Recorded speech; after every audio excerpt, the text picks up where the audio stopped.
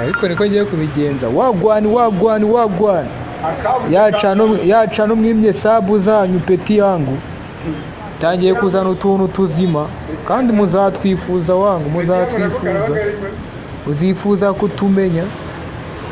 Nibuze ubwenge kanda subscribe kuri channel yitwa Bamboo Rwanda TV, ubundi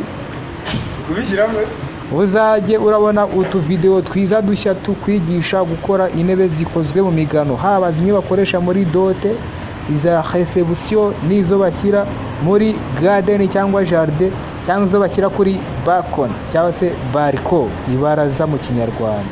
Kanda subscribe my man na comment mwana.